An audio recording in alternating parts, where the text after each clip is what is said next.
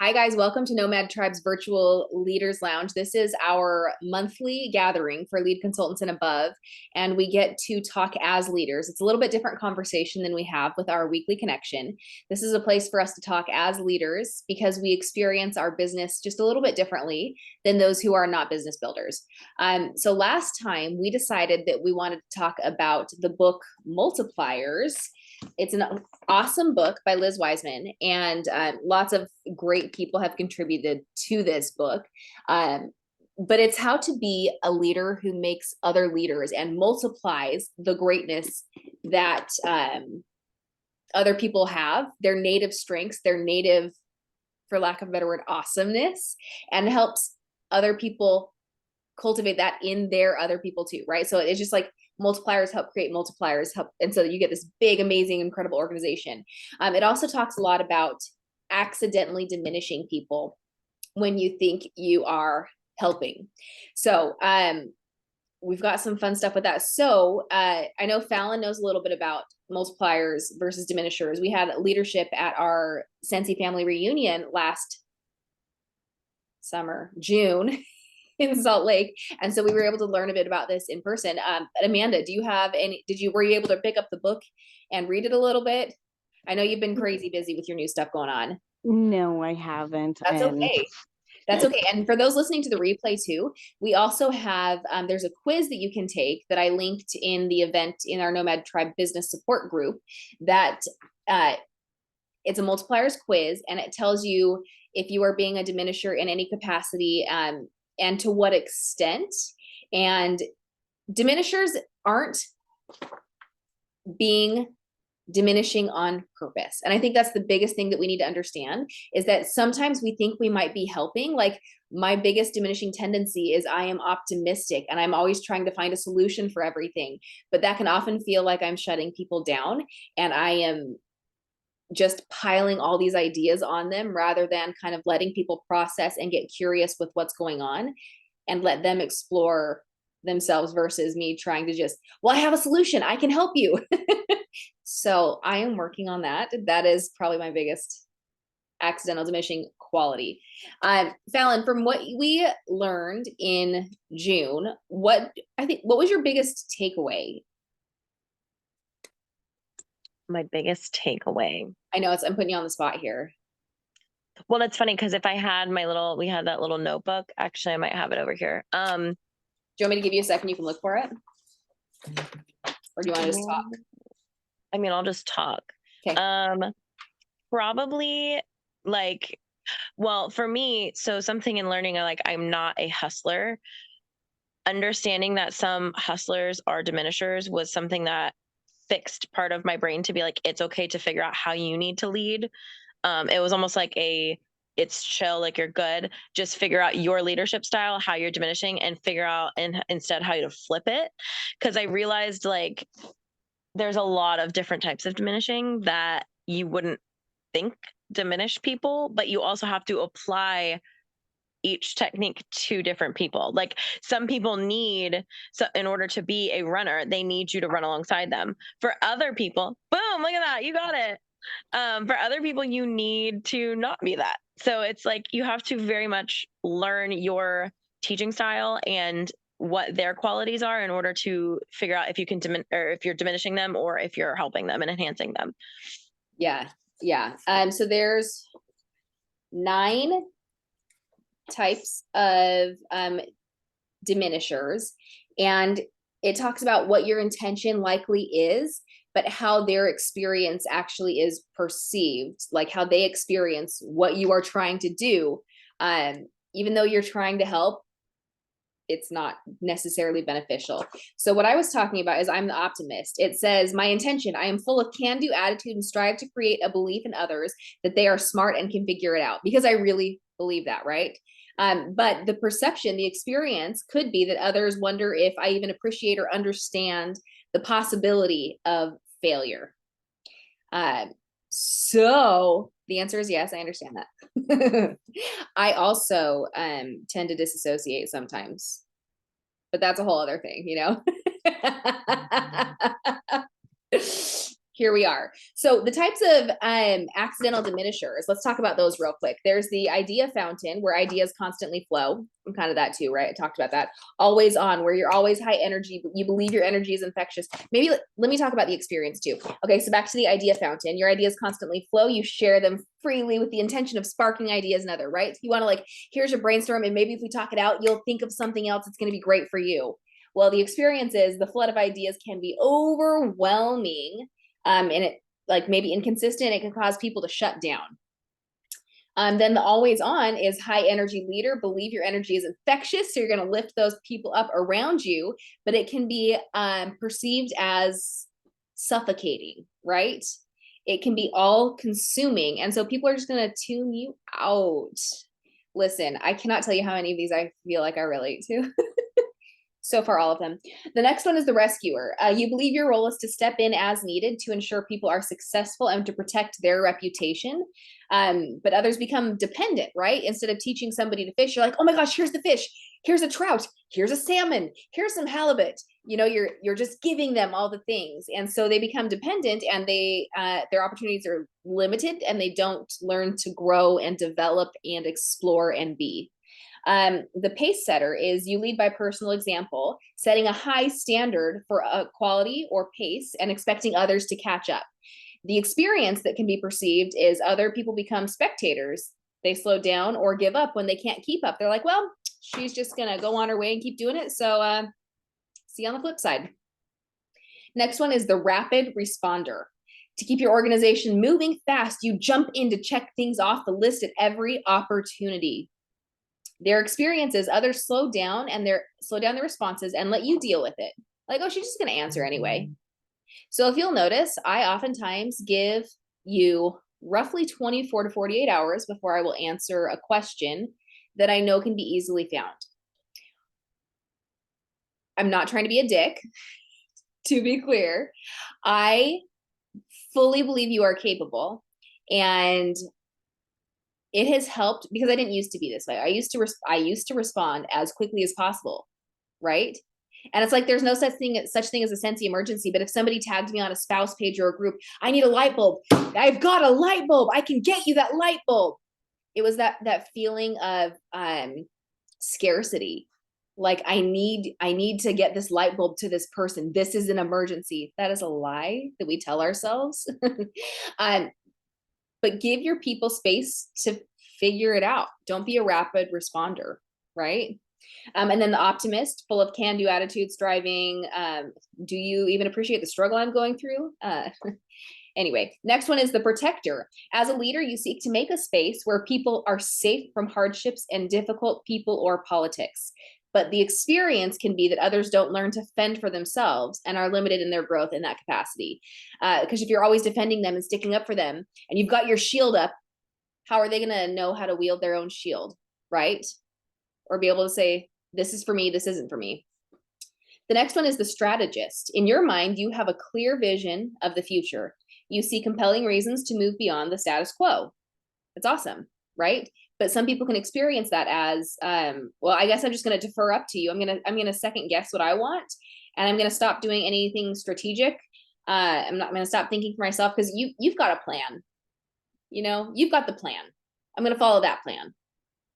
Right? Does that make sense?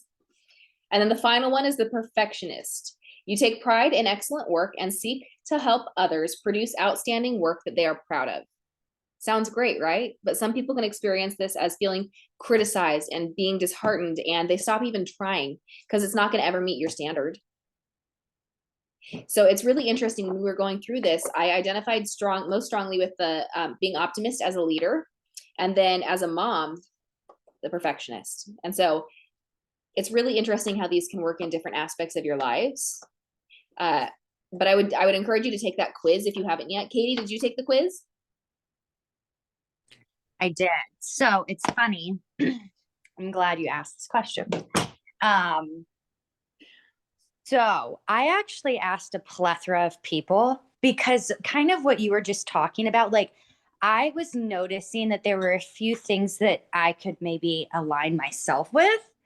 And like based on the descriptions, I was like, I could totally see me being multiple of these, depending on like what hat I'm wearing. So I actually asked a variety of people. I asked some of the folks that work with me in my day job that work with me every single day. And then I asked my mom, and I also asked some friends.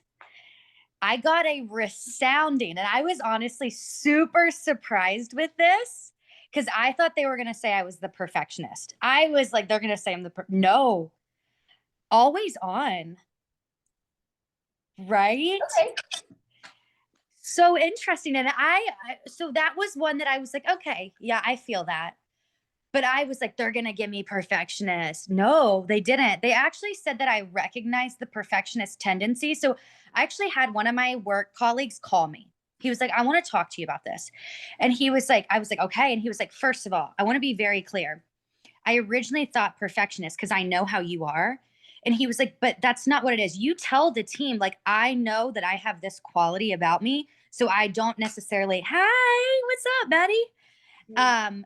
So I guess that I do a good job of level setting with my team on like, I don't expect you to be perfect because I'm very self-aware of that. Yeah. But apparently always on is my thing. So isn't that funny? Like, I didn't even think about asking other people. I love this. oh, good. Yeah. I was having like total decision fatigue with this. And I was like, well, I could see myself being 50 different things. And I was like, time out. Like, I have like so many people that work with me on a day-to-day basis. Like, I'm just going to ask them. I really like that. Thank you. What a great idea. Because, I mean, you had the assumption that other people were going to have one opinion. And how crazy is it that, okay, I love that they were so honest with you too. Yeah. Well, and I think they wanted to tell me because, like, especially my work friends, they were like, listen, like, you're aware of this. This is not something that you don't know. I'm just telling you this because you're asking for my feedback. Because, like, one of the things I always do, always, is I ask for upward feedback. Yes. It's so easy to give feedback to people underneath you. But if you want to be a good leader, like, you got to ask the people that work with you, like, because you will not know. So like my team always know I ask for upward feedback on a regular basis, but they're also like sometimes scared. And I'm like, please don't be scared. This is not like, I want to know your thoughts because like working with people is an art, not a science. And you have to like refine over time. But like one of the kids calls me because he's really young, you know, and he's like, okay, like, I don't want you to take this the wrong way. And I was like, it's okay. Like, I asked you for a reason because I want to hear what you think. But yeah, it was such a fun activity. And I felt like it was really cool to talk about it because another thing they mentioned was they could pair up some of the other teammates that we had with some of the other ones. So they actually found this to be a very insightful experience because they were like, oh, that's that person. Oh, that's that person. And so, like, especially some of you all that have like a larger team, it might be really cool to like maybe ask some of the folks that are underneath you, like your downline, because they also might have thoughts about like somebody else in their upline too that could like, you know what I mean? Like spark a broader conversation, if you will. Yeah. And it's so funny because my first instinct is to say no way because I avoid conflict. And I like not necessarily just like I don't want you to tell me anything bad. Like I fully understand that I'm not perfect. However, I don't want them to feel uncomfortable. I don't want them to feel like there's tension or so that my first thought was no, thank you. But I would accept feedback from you guys. Well, I will say, okay, what was yours again? Were you the optimist? Is that what they said? Mm-hmm. Okay, I definitely have never been put off by your optimism. I've always found it very empowering. So you're doing a great job, Ariel. Okay, thank you so much. Yeah, of course. There's your first piece of upward feedback. I love it. Thank you so much. So like having this conversation it can be really enlightening too. And I think it helps too to look back at when we had bosses, right? You might still have a boss in a different job in a different capacity of your life, but I'm sure everybody can think of somebody in their life who has accidentally diminished them, and what it felt like and what they did, what they assumed. And so I think everything like this is a really big lesson, right? So what can you do to move forward? I think what's the first step as a leader? What's your first step, do you think?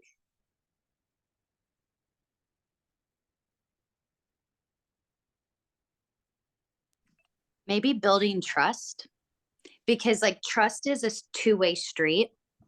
And so like allowing others to feel like open and honest with you, because here's the thing, we are all human, like we are going to mess up, period. That's a thing. And so like building that trust with your team that I don't know everything and I'm learning this just like you are every single day. There's going to be times when I'm super always on. There's going to be times when I mess up, but it's just important that we like are able to have that open and honest conversation, because that's what's going to get us through this. Mm-hmm. You can like, what was that quote you did by Kristen Voss? The one that was like, oh, you have the ability to get through anything or something like that. I don't know. You posted it. It was so good. But like, it's the same thing with a team. Like every day is not going to be daisies and roses. Like you're going to have hard conversations. You're going to have easy conversations. Somebody's going to have a super successful season. Maybe somebody needs a lot of support in a different season. Like we're human, we're going to mess up, but like building that trust and that, like we are in this together mentality. That way, if you do accidentally diminish somebody, they know like, listen, like, I care about you. You're my teammate. And like, that's a two-way street. And if I mess up, like, it's okay. I'm going to apologize. We're going to move on. And then we're going to rock it the next time. Right. Like, so kind of seems like very, how do I put this? Like very simple in practice, but then actually doing it is a lot harder. Like, totally. So I don't know. That's my gut reaction. Okay, I like that. I like that. Keep shaking your Chipotle. Yeah, right. I just got my DoorDash. They called me while I was on this, and I was like, "Oh no, like I'm gonna mess everything up. I'm gonna be like on DoorDash and like zooming at the same time." That's fine. It's fine. They won't mind.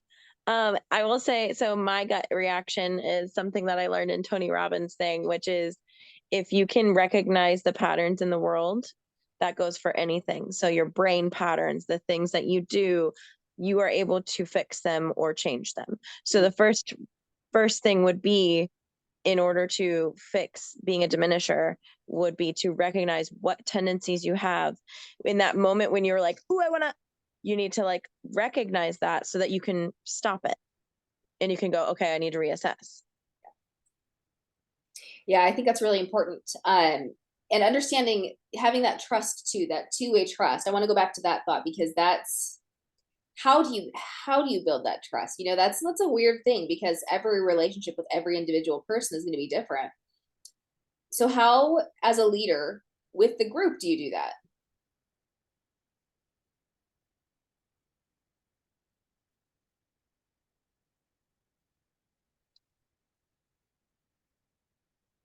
I think the answer is easier for me than it is for you, Ariel, because I have a smaller team.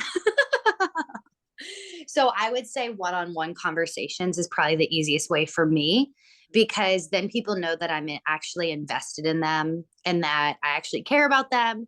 And then they're probably more likely to open up with me. Yeah.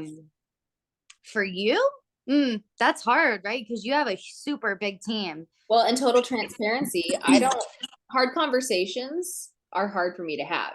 And I'm working on that. I am totally transparently working on that. Yeah. Because again, I want to be that peacekeeper. I don't want there to be conflict. I don't want to ever make people feel uncomfortable, but how am I supposed to help people grow then? Yeah. If I'm unwilling to have hard conversations. Yeah, that's deep, by the way. I like that. Yeah. It's a lot. Ariel 2023 is gonna really shine. I'm willing to have hard conversations. You can phone a friend if you ever need to chat. I got you. Three-way call.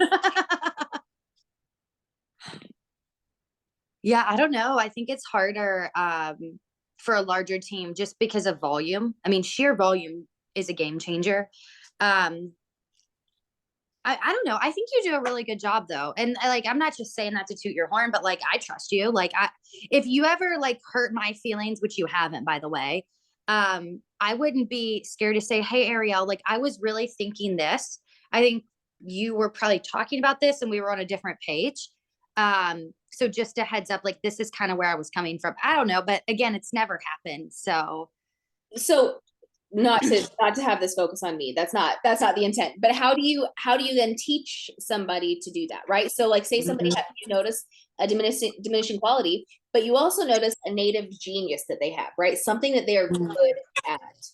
How do you help them shift their focus? Because I know a lot of people tend to just sit in that ugly and that negative, or they're like, well, we've got this, we can fix this, or they focus on, one of these diminishing qualities, but you can see that they have a native genius over here. How do you help cultivate that? How do you have that hard conversation of, hey, I'm noticing this, let's focus on this? Because again, that's a hard conversation. Not everyone's going to take it the same, but as a leader, you can see somebody who has that potential. right. What are you going to do to help them? Because honestly, the first time we went through this in June, my first thoughts were all about me and how I was doing it wrong. And it's funny because when Deb got up on stage to speak, she was like, okay, and I bet everybody had somebody in mind who did this to them. And I was like, oh, that's what we're thinking of. Okay. So I had to shift gears because my first thought was, how am I affecting people? So I'm just thinking out loud here, but what if we as a nomad tribe, and I like take this with a grain of salt if you're like, Katie, stop. What if we created a culture of like feedback is a positive thing where it's not just like a leader having a hard conversation with downline, but rather downline also providing feedback to leaders, because then it makes it more of like an open conversation and it's a culture, it's a positivity thing. Like we're all here to like lift each other up and we all know that even though we're amazing, we want to do better. And then it shifts the conversation instead of how can I help this person to, hey, we're a team that loves to provide feedback to each other and loves to work together. So we're now brainstorming things together to collectively move us along. I don't know. I'm just thinking food for thought because I could totally see somebody potentially going on the defensive. Yeah. And not everybody's open to feedback. Right. And so like by creating a culture like that, and by the way, it's like not easy to do. It happens over time and there's a lot that's to unpack there. But then it's like, oh, like this is something we do within Nomad. Like this isn't like an Ariel Katie conversation. This is like what we do on a regular basis as a team so that our team can continue to grow and get better. I don't know. Like, well, my question on that would be because most conversations for feedback happen one-on-one. So how would you then perpetuate the culture to make sure that people saw it when it usually happens behind like closed doors, Great question. I what if can we, I can personally say that something like this can turn around and bite you in the ass. Personal experience, and Ariel knows this personal experience. It has turned around and bit me in the ass for saying something, and it was by anonymous post. Hold on, I'm going out in the garage to go smoke cigarettes. Sorry. And it's freezing cold outside. It was through anonymous, like not a Zoom, but like a jot form or something. And I had made a comment stating, if you're seeing my posts and I'm seeing yours and I'm liking yours, helping you build your algorithms for other people, why aren't you helping and doing the same exact thing to me? This person took it completely and totally the wrong way and then started blaming me for so many different other things. And that's a whole other issue too. That's like a whole different box to unpack. You know what I mean? because Yeah. that's a different leadership style that is like stuck in the accidental, potentially intentional. I don't know how things are diminishing.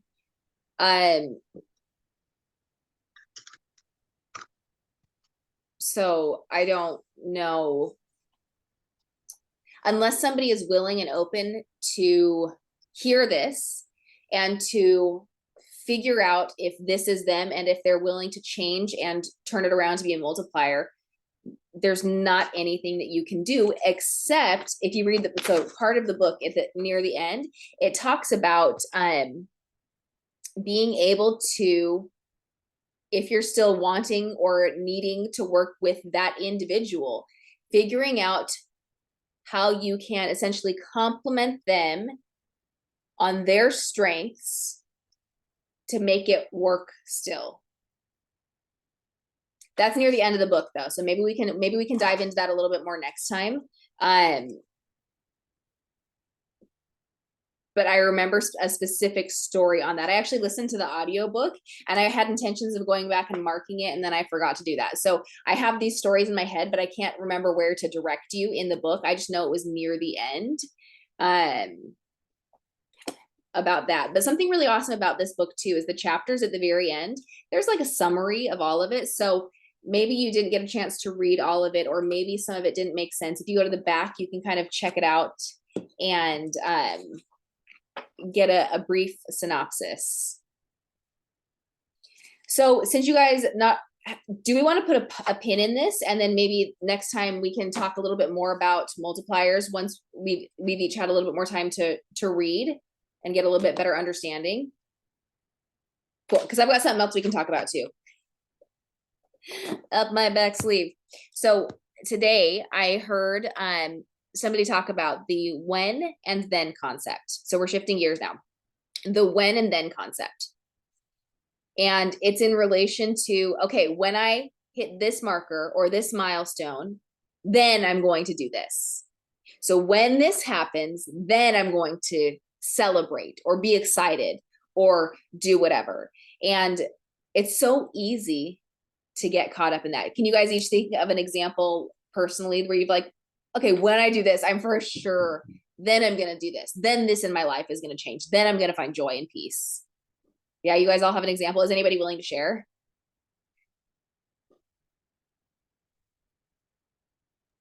I feel like my entire life. Oh, go ahead. My dogs are fighting. Go ahead. My when was when I hit director, that I was going to spoil the living crap out of all of my team members. I had a idea in my head of t-shirts or sweatshirts being designed, and out of my own personal pocket making them for each and every one of my downlines. Hasn't happened yet, but we'll see when it does, if I follow through with it. Okay. Has there been something already that you have hit, but your then didn't quite align with what you had envisioned? So like, okay, the when is, okay, at this point, I'm going to hit this goal. And then you hit it, but your then was like you had hinged so much happiness or feelings, so many feelings on this one thing that it was just like, oh, what a fucking letdown. Oh, I'm sorry. I just dropped the F-bomb.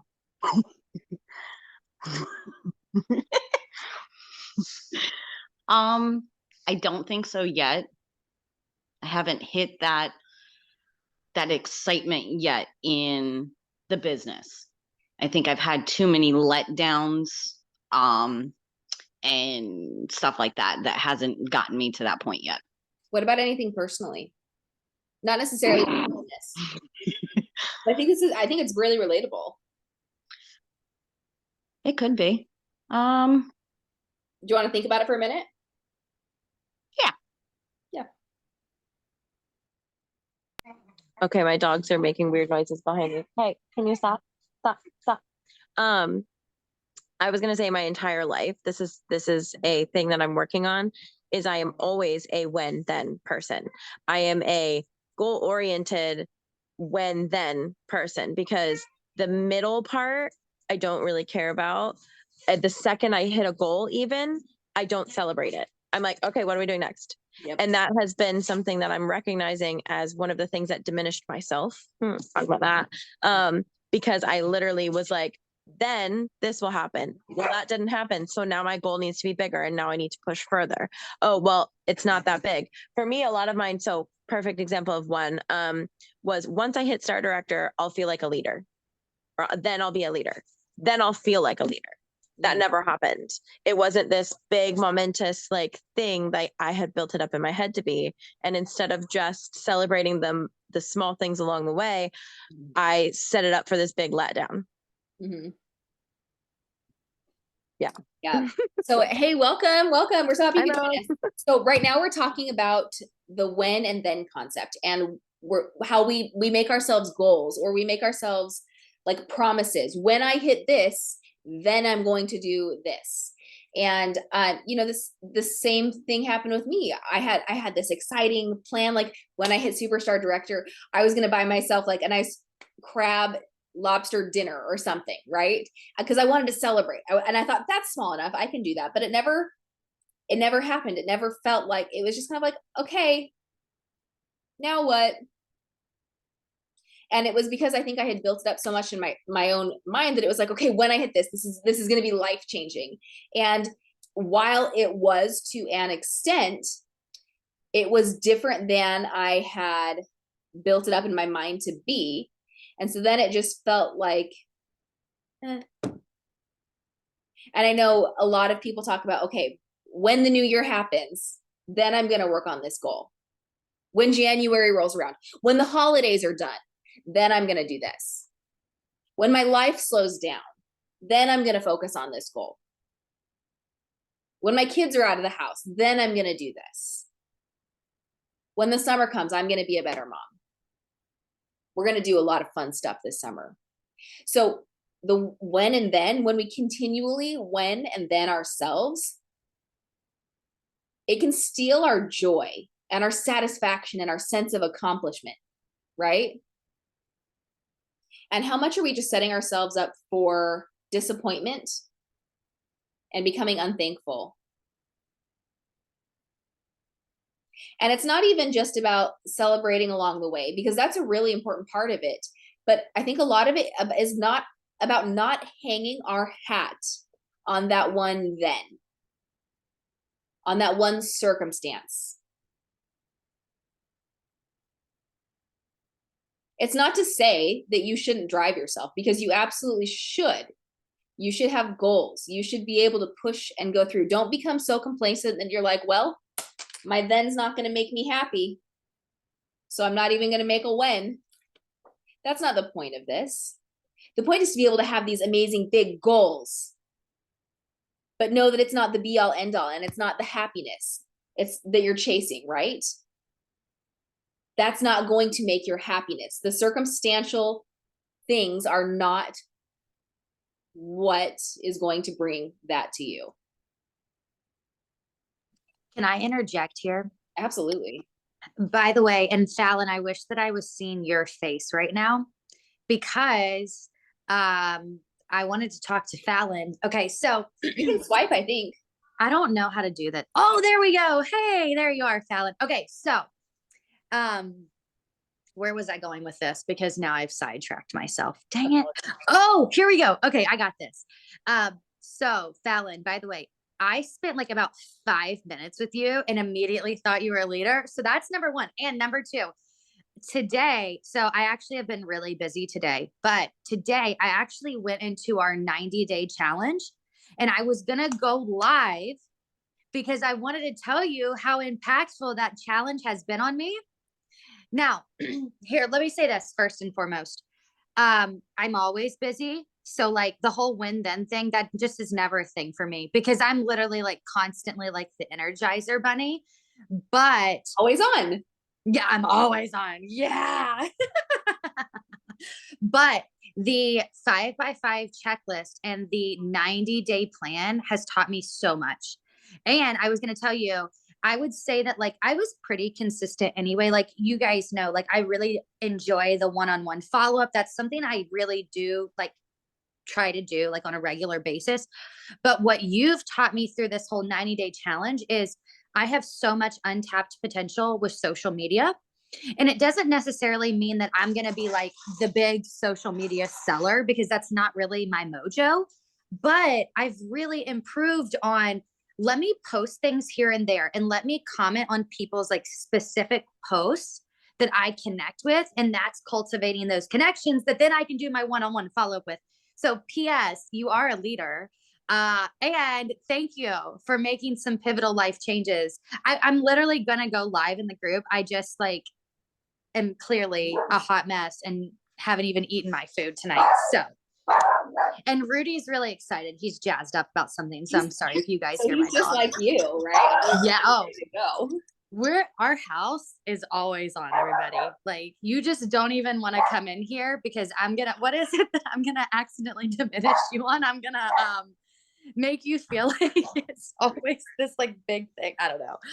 Oh my. I digress. But yes, Fallon, you're definitely a leader. You're going to consume Oh, all this space and suffocate people is what you're going to do. I would say it's very accurate. I used to get made fun of when I was a kid, because people would be like, Katie, like, you're too much. Like, you are too much, girl. And you know what? So I had this radical acceptance probably a few years ago. And I was like, I am too much, but I'm okay with it. Like, I've learned to tone it down when I need to. And sometimes I'm not going to, and it's going to be okay. And you know what? Like, we're all doing our best here on this planet. So I'm good. Some really intense radical acceptance, but I am definitely going to work on my always on diminisher.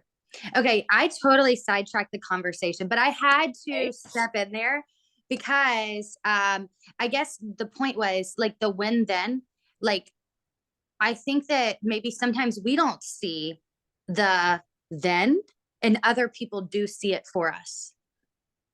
So to that point, what happens when we have a then and that goes unmet? Are we ready with a response for that? Are we making ourselves capable of being able to respond to that? I think I shared something in the group yesterday or the day before. It was a really awesome quote about being prepared to handle failure, essentially. Let me see if I can find the quote. Oh yeah, it says, note to self, something's going to go wrong today. Decide that you have the capacity to handle it. Was that the Kirsten Boss quote you were talking about? Yeah. So you have the capacity to handle everything in your life, right? You have lived through all of the hard choices, the decisions, things going wrong up in your life so far. You have the capacity to handle it. So knowing that, okay, you have a when and then, you have a goal, and when you're going to meet that goal, you have a plan, but what happens when you don't meet it? Does that affect your true happiness? Is that going to affect your joy and your peace, your internal peace, inside peace? Don't let it affect your outside peace. That didn't make sense. But are you going to let it affect you? Or are you going to say, I can handle this. You know what? This didn't go the way I thought. Let's figure out a way to shift. Let's pivot. Do you guys already have ways that you handle failure or things going wrong? Putty, is that what you said? Crying. Oh, No, honestly, that's the thing. I don't know that I get hung up on failure as much, but I definitely, that's a tendency that I'm trying to break too with the perfectionism, because I was a perfectionist. If I failed at something, I don't even want anything to do with it. I'm done. If I can't perfect it, I'm done. And so I'm working on that, because if I wasn't good and perfect, it's not worth doing. I'm not the best. I can't do it. Somebody else is the best, can't do it. So I'm working on that, but I don't think I have a coping mechanism that I've ever found that worked for that. so then when it comes to your teammates, as we're all leaders, you have teammates, maybe they have a goal that's unmet.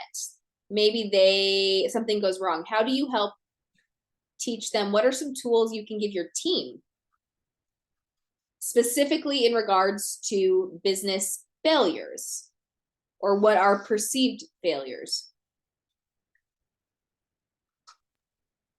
So one thing I do in my personal life, and you all know about this a little bit because I've kind of chatted with some of you about it, but I do like monthly celebrations.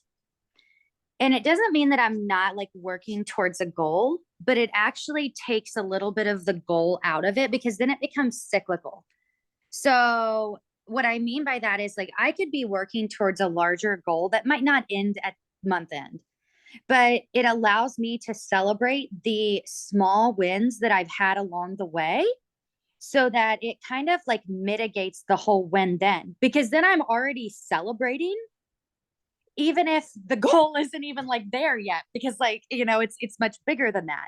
So, like when I do talk to like my downline, which I'm going to do better about, I'm already committed to talking to them a little bit more. That's like one thing. PS Fallon, 90-day consistency. I'm breaking that out too. But I really want them to feel like they're celebrating their small wins too. Because the thing is, like, we are all like hard workers. Like, there's nobody, at least in this group here, that's like chilling like a villain, or at least I hope not, or you probably wouldn't be here. So point is, like, celebrating the small wins allows you to feel that sense of accomplishment outside of a goal. And then if you do like fail, you're already in a much better place and you're appreciating the things that you've done, like up front. And then another piece of advice that actually one of my teammates that works under me at my day job taught me is, Katie, fail fast. It's okay to fail, but you fail fast and you get up and you move on. And it was life-changing feedback that she gave me. And that like radical acceptance of like, we're all going to make that mistake, but you got to get back up and get back on the horse. Much easier said than done, but I don't know, food for thought for the group. So. Well, and you know, it takes time to rewire your neural pathways in your brain. Your inherent thoughts that you have, the habits that you have made, they can all be changed and shifted. It's going to take time. But when you fail and every time you respond, you're working on, okay, you have your initial response and you're like, no, this is the response I wanted. Every time you correct, that's going to help rewire the neural pathways in your brain so that eventually your first reaction will be what you have corrected it to be versus what it used to be. And so it's the same with what you tell yourself, how you talk about yourself, how you talk about your team, the habits that you stack in your daily life. All of those things are connected and can be rewired in your brain. But it's hard work. And I think not a lot of people are willing to put that in because your brain is wired to take the easy route. It's wired to say, oh, that looks pretty hard. I'm actually going to not do it. No, thank you. But do you have goals that you want to hit? Are there milestones that you want to reach? You're going to have to do the hard work. You're going to have hard conversations, Ariel.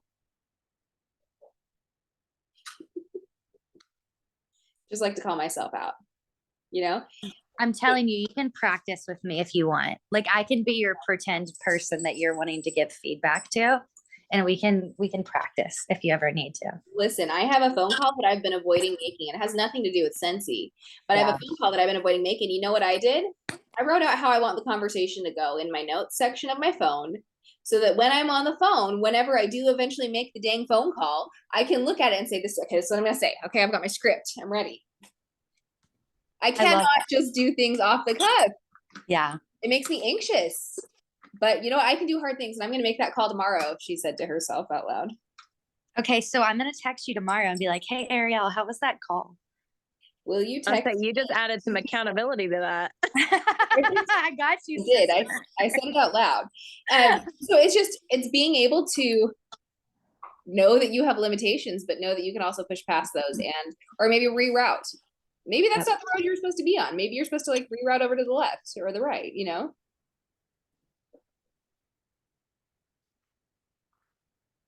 I like the neuroplasticity. Mm-hmm. Is that where you were going with that too? Like the whole like reroute? Yeah. Brilliant. Yeah. I like that. Yeah. Well, and also though, Ariel, like So really good point. People have to want to believe and they have to want to change too.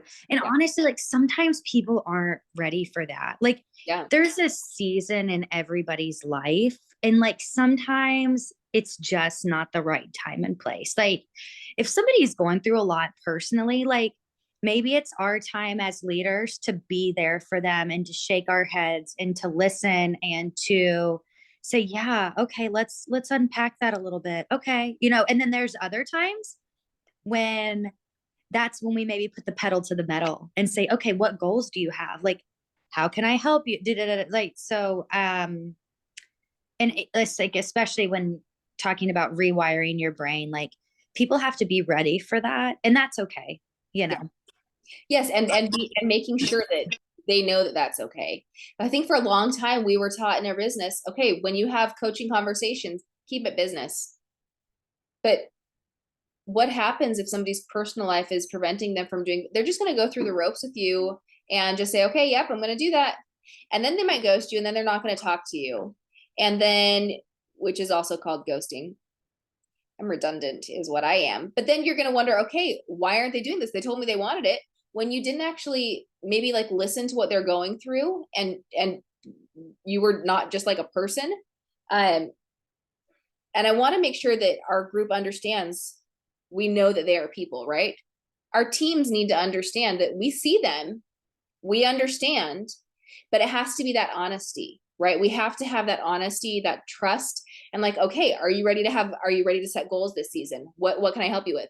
No, I'm going through some personal stuff. Okay, cool. Do you need to talk about it? We're here for you.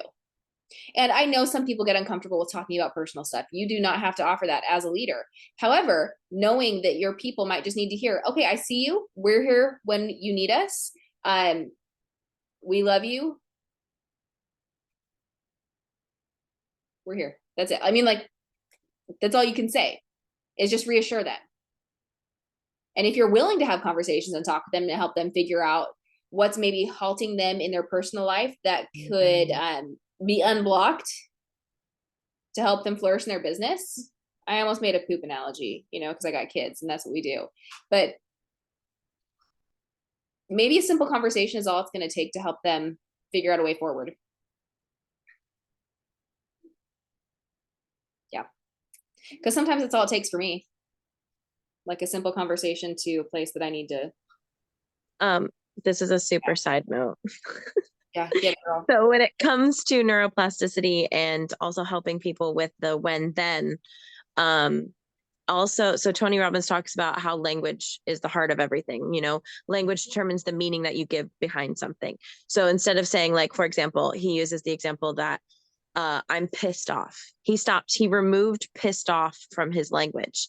And now he says, I'm irked, or I feel a little peeved about it, because that changes the meaning of how you feel. So when a small inconvenience happens, instead of being like, oh, that pisses me off, instead it's, oh, that peeves me, or something silly. There's another word he uses, but I can't remember it at the moment. But that silly language, just that slight change in language changed his feelings toward that situation. And so if we apply that in how we talk about our business and how we talk about our failures in our business, how we talk in our heads, the language is where it starts. And we can start that on our team pages. We can start with the language that we use on failure, right? Because failure isn't necessarily anything. It's just a setback. It's a minor setback. Yeah. So instead of saying, oh, you failed, oh, we're taking a step back and hashing it out, whatever.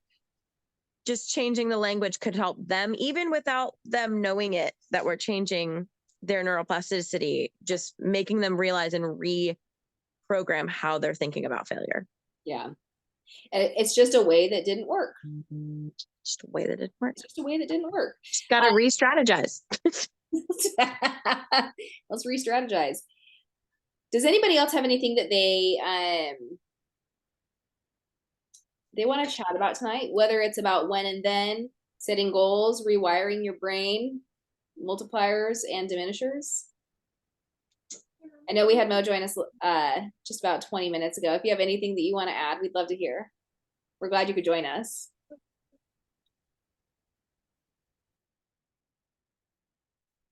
I'm also working on leaving space for people to talk because I get uncomfortable with the silences, right? And so if you notice me just sitting back and smiling at you guys, it's because I'm leaving space. Okay, I have a question, and hopefully somebody can answer this. So, as we all know, we're independent consultants. When we do vendor events, are we allowed to charge more for an item than what we paid or what's on our website?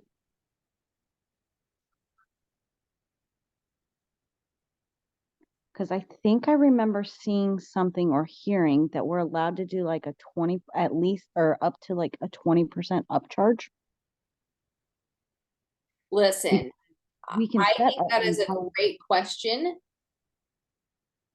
that I don't have an exact answer to. Katie might have read the entire manual 3 times, so she might be able to tell us. Well, I went and I was looking for something.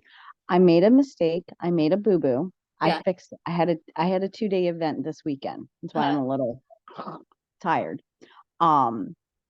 And I wasn't happy with my event this weekend because traffic wise was a lot less than I normally have. And I've been doing the same event for 5 years now. Okay. And normally my sales are about $1,400 to $1,500 in 2 days. Mm-hmm. I did only $800 in 2 days. Okay. I don't know if I put it in my system wrong because I use Square, but I accidentally charged a customer $30 more than what the item is on our website, and it is still available on our website. She messaged me last night. Unfortunately, I was at the bar, so I was not messaging her back. Yeah. I was 5 drinks in. And so I sat last night all night long just trying to think, okay, how can I, and I guess this might go with that when and then type thing, Mm-hmm. Trying to think of how I can make this better, because she kind of was like, well, I'm going to contact customers or corporate to find out. And I'm like, okay, let me see what I can do. So I did like the math and everything. And I did end up cash refunding her over $30. So I made it better. You made it right. I made it right. So from please do not quote me. Let's definitely look this up, or maybe contact compliance and let us know. But from what I remember, you can charge what you want for our products because a lot of people make money for fundraisers doing that, upcharging. Right. And so I'm pretty positive you can charge whatever you want for products, if it's reasonable. Okay. So from that standpoint, I'm glad you were able to help make it right. Did you let her know that it was probably just an error in your system? I did. I blamed it on me hitting the wrong button, Easy. Cool. Yeah. So, and she Blame was things on my really, kids a lot. So she was really cool about it. She was nice and everything. And I was waiting until I got there this morning to set or to, just get there and everything to really sit down and think about it and go through like the FAQs on our home or, on our back house. yeah. And I couldn't find anything. I know like there's a thing with if the selling from consultant to consultant, if the item is no longer available, we have to deduct our commission to be able to sell it to that consultant. So I know that there's that, and that's like in the group, like the ISO groups. I Yep. know all about that, but I wasn't, and I swear, and well, don't quote me on it, but I thought I heard Candy saying that because we're independent consultants, we can charge what we want to charge. Yeah, I would definitely that's what I remember as well. However, let's get clarification on that because this is something that could happen to our team members too, right? We need to be able to have these answers. So, do you want to go ahead and contact compliance tomorrow? Yeah, I will because I have to actually. So I took out my 50th anniversary Minnie and Mickey Mouse, and I had them setting up on my display. And I just happened to look at Mickey's hand, and on his thumb, he's missing all of his stitching, and so the stuffing was coming out. So Oh, poor guy. and I'm like, oh my God. I'm like, thank God I did not sell him today. I would have felt so bad. Yeah. So I have to contact them tomorrow to let them know about it and have them send me a new one, and I'll send back the defect. So Cool. Well, I'm glad you're able to make it right for your customer, and keep us posted on what the answer is from corporate. I will definitely. So I feel bad. I mean, because And, it was, you know, mistakes happen. You're human. yeah, and I must have wrote it in the system for $90, and it was the Mickey and Minnie Mouse Christmas tree. Okay. So, and it's 60 on the website. Oh, it and was I'm 90. having- It was 90 last year. Okay, so see, I wasn't Yes. wrong then. Yeah. Okay. And okay, so that brings up the point. You can sell it for whatever you want. Yes, because the things that are on sale now, okay, that I am confident with that then. Since it's that product, the original price that you paid, you can charge what you paid for it. That's what I thought, because I messaged one of my downlines who's really, really good with like this type of stuff, and whenever she has a question, she always contacts compliance about it. Awesome. And she said the same thing. Like, for instance, she used as an example, like the licensed wall fan diffusers, they were originally 30 or 35, but now they're on sale for 17. Yeah. And she said you can charge, and I couldn't remember, even though I bought the Minnie and Mickey Mouse Christmas tree at the $60 though. But I knew I knew it was 90 at one point, and Yeah. that's why I put it in my system for 90. Yep. That was the original price. She doesn't technically, me being me, she doesn't know technically, did I buy it on sale or did I buy it at the original $90 price? Right. Yep. So, so what I did was to keep it fair enough and everything. And I told her and everything, I said, look, I have to pay tax and I have to pay shipping on it. And she was cool with the tax and everything. And she's like, I'll pay what you paid for the shipping. So I ended up only refunding her, I think it was like $28, because with the total that I charged her on a credit card was 101. And so I took what I paid for it originally with tax and the shipping. So I didn't lose any money out of it. And the only thing I gained was the commission that I'm getting from home office. Yeah. And so Moss, for clarification in the comments, she said, even if it's on the website for the discounted price, can you still charge that? Yes, you can, because they have the option of then going to your website and getting it at the discount, or they can have it right then and there at the price that the vendor is selling it for. So Yep. And that's what I thought, because I'm thinking, okay, if it's 60 on my website, but they're going to have to wait almost 2 weeks to possibly get it. Well, and so a lot of leaders do big events, and they stock up around like the whole year for this. And so, like the NFL stuff or the NHL stuff, maybe it was both. When it went on sale, when it was like the full size and the mini warmer for the discounted price, people were like, wait a minute, I bought a lot of these last year to get ready for this season. And I have a big event. And so there was a whole big conversation about it. And you, as the independent consultant, can decide what you want to do. If you want to sell it for the price that you got it for, you can absolutely do that. If you want to sell it for the discounted price, even though you paid more for the customer who's in front of you, it's totally your call. So I'm glad you mentioned which warmer it was, because yes, I know that answer. The other answer, whether or not you can sell more anyway, like that's what I want clarity on. Like, can you just pick and choose? But yes, so I hope that made sense. Well, I also feel like that's like a fair like mistake, Amanda. Like if it was 90 last year, like of course your brain's gonna go to that. Like it's okay. Like you do you, girl. It was fine. Yeah. And obviously I want to know the answer from compliance too, just in general, but like you know what I mean? Like that is something any of us could do. Like if something's usually this price and then it's discounted, or it was this price originally and then it's discounted, like that, we're human. Like it is what it is, And you did the right thing. So yeah. And she has been coming to my booth for the past 5 years and everything. And, I see her every single time. So it was just like, okay, you know what?